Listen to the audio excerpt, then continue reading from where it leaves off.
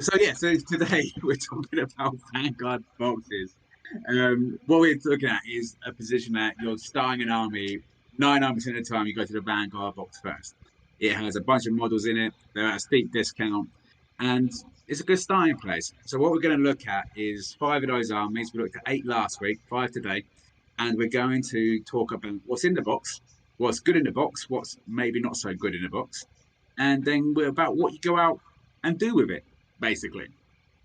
Couple of disclaimers Right. first. So, Paul, would you like to introduce us to the next Vanguard box? Yes, we are going to now look at the Disciples of Tzeentch Vanguard box set. It retails at £85, like all the other Vanguard box sets, and the new points afterwards stands at 740. With this list, we get one Magister on a Disc of Tzeentch, 10 Zangors, 10 Kyric Acolytes, 3 Flamers of Tzeentch, and 3 Screamers of Tzeentch. Now, admittedly, my knowledge on this force is very limited, but we do have Michael on hand who's able to go through some of the details for us. Michael, what can you say about them?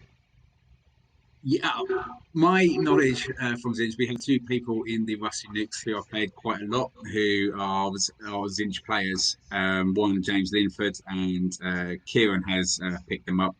I've also played a lot in tournaments. You've got the Gaunt Summoners, sorry, not the Gaunt Summoners, a lot of different. There's one that summons just the birds.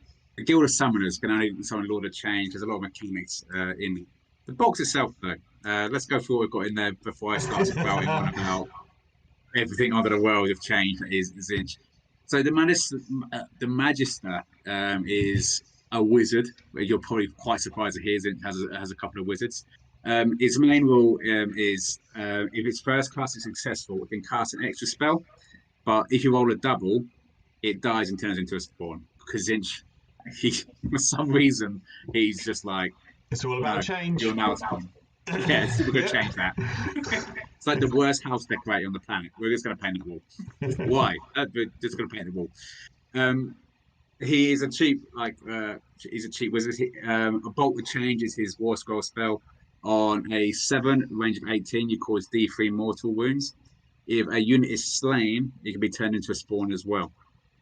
Worth knowing, there's a little bit of wordplay in this one.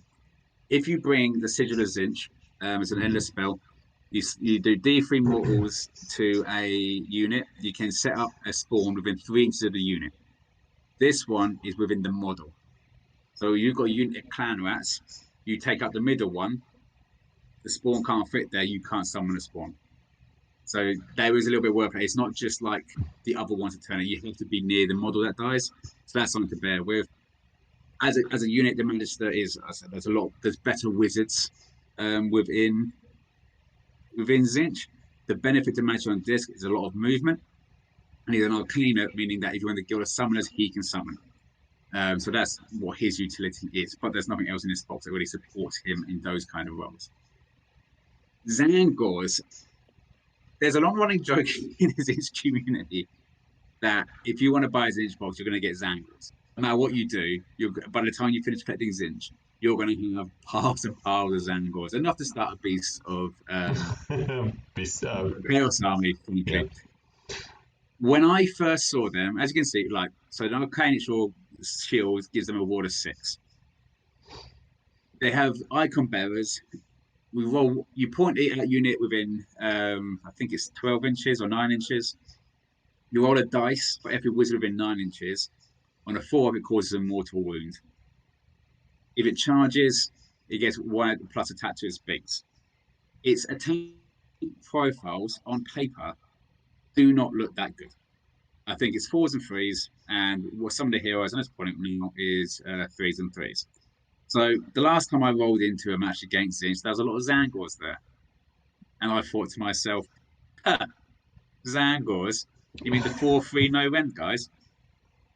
I took such a beating in that game. If I never see another Zangor again, I will be delighted. Because they have run and charge, which is one of the best rules in the game. If they want to get to you, they will get to you. And when they're in combat, there's plenty of ways you can improve their output, but they can really cut through things. So they're very, very good. You screen them off behind acolytes. You need to pick your moments with them. You can't just throw them really, really nearly. But yeah, they're great. So Savage Blade is 4s and 3s to attacks. Vicious Beak 4s and 3s, no rend, 1 attack. So there's no rend on anything but a Great Blade. But it's about amount of attacks. I think you can get them up to 4 attacks each. So it's pure weight of dice. The Acolytes, again, they're their cheap battle line unit for Tzeentch. Models with an Arcane Shield have Arcane Shield have a ward of 6. That's not the whole unit. It's those particular models. So you have 3, you roll 3 wards first. When they die, it's gone forever. They have Guest Up Sorcery as their spell. As their spell on a 6, improves the rend of Sorcerer's Bolts. So it's not 4. I think it's 4s, 3s, minus 1/1. So to get into them is I have never rated them until I went to the Manchester GT. All 7 of us were there, and I was talking because you know you got to be polite about these things. So I turned up to the venue about 3 hours early. So I was talking to the TO for the Age of Sigma, and we were talking about Tzeentch. And he said, "Oh yeah, I take loads of Acolytes," and he's a TO. So I was like, "Why?"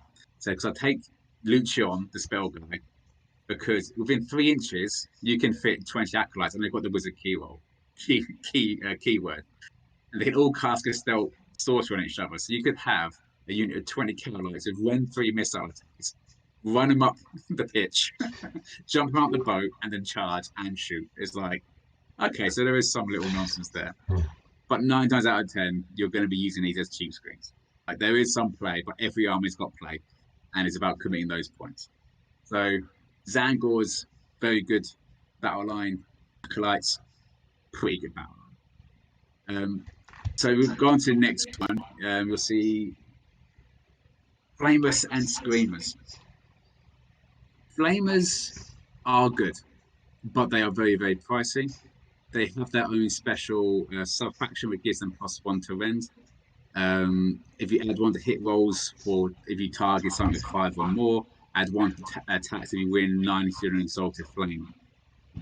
There's a lot of points in this unit for pretty good output, but also not a lot of board presence. So it's hard. I have 9 Flamers that I have in a Demons of Chaos of 40k. Not in any. Every time I try to build a list of them, it's pretty difficult. Screamers, on the other hand, I think are very, very good and very, very underrated. They can move. Kieran, who we play quite regularly, takes units. I think of 9 of them. Because they've got some 14-inch move. If they touch you, it's D3 mortal wounds and a 4-up. If they pile it, every time they move over you, basically, you're taking D3 mortal wounds. And they can really cover ground. And for Tzeentch, which is an army that normally boxes itself in, that's what you want. You want stuff that can move out and start causing problems whilst your big boys are sat there. Because your opponent's going to be looking. There's 2 giant turkeys in the middle of that, and they keep casting 6 spells each, and they're killing all my guys. I don't need to worry about the little guys on the side, but then they're doing their business as well. As a box, I'm not sure how much I recommend it because it's kind of all over the place. But before I get into them, has anyone got any questions or any knowledge about these things that you think? Do you want to start, Ben, or do you want me to go for it? I've only had 1 game against Tzeentch, and the thing which I remember the most were probably the Screamers.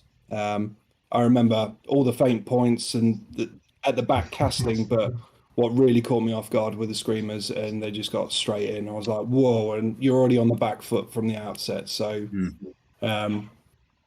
everything else, yeah, but it is what it is, but they were the thing which caught me off guard. So I completely agree with you, Mike. Yeah, Screamers. Yeah. They are fantastic. Great moving, great picking up, great taking presence on the board elsewhere and having you to focus somewhere, because you don't. No one waits a Screamer until they have to fight one, and then people walk away like, yeah, then the Screamers are something. How about yourself, Paul? To be honest, my experience or trauma with Tzeentch has been against Pink Horror List. And probably one of the best Pink Horror players in Europe, if not the world. And so I haven't had the opportunity to experience Tzeentch like this Vanguard set. I haven't ever come across the Screamers. I've faced Flamers before, but ultimately a lot of this is still kind of new territory for me. So I'd have to take your word on the idea of how this Vanguard set looks like. To be honest, looking at it from an external perspective, it's a very much kind of like a pick and mix sort of selection, I would say. And in the current way you see them presented on the board, there isn't that much that you'll get in this Vanguard that is actually optimized to work in the current GHB, or at least with the current points as they stand. So I agree with you, Michael. I think in this instance, this Vanguard box, it's good if you want to have a selection of units, perhaps when you're then building up from there. But ultimately, I think you'll be struggling to get a lot of these units to be correctly working as they should be. However, saying that, you've already, like, where this is a pick and mix box set, you've got a good starter point. You can then get yourself some of the larger chickens, you can get yourself some of the demons if you want, or perhaps you then push yourself into some on the mortal side. There are a lot of options in the Tzeentch book that you can actually opt towards, both mortal and demon.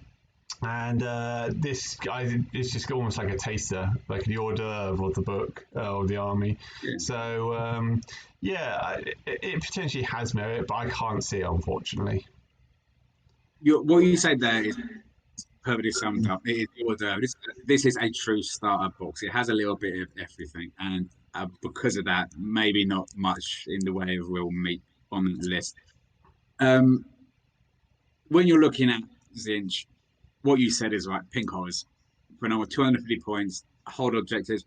They're falling more out of fashion because more units can get through them quicker. It is not now unheard of to see battle line be pumped up to do 30 damage or something, and pink horrors with a 6 up save. They're 40 wounds, but you're going to get through that. So we are seeing some things. The mortal side of it with the guild summoners, then you're just summoning laws of change, which should really be your first purchase as a Tzeentch player. The Lord of Change has a rule, which basically is, one, it gives +1 to casting to everyone around it because he's a real sharer. The second, when he rolls his cast, the lowest dice turns into the highest dice, which is fantastic. It also does not count as a modification. So that means you can primal dice that as well.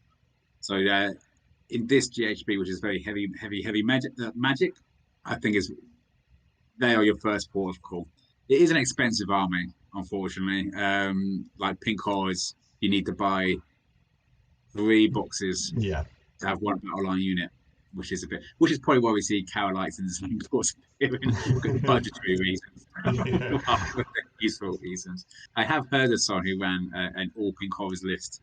I obviously have not spoken to the person ever since, because why do you do that to people? After that point, I think your money goes into your heroes, your smaller heroes, your acolytes, your ogoids, your gaunt summoners.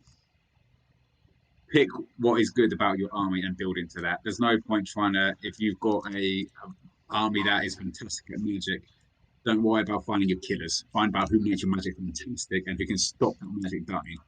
And that is Tzeentch way. It is a castle army, I think, mostly because it's protecting the wizards. They're not great fighters, and that's why these screamers are so good.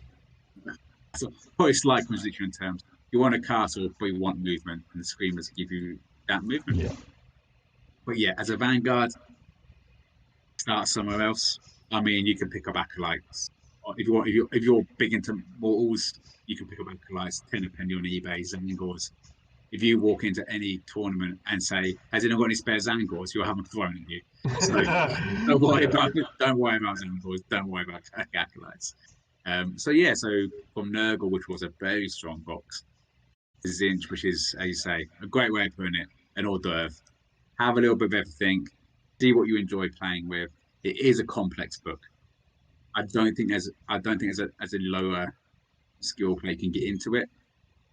Well, you can play it. If you like it, buy it. All are cool, but it's such a high skill move to make this really work, and budgetary with as well.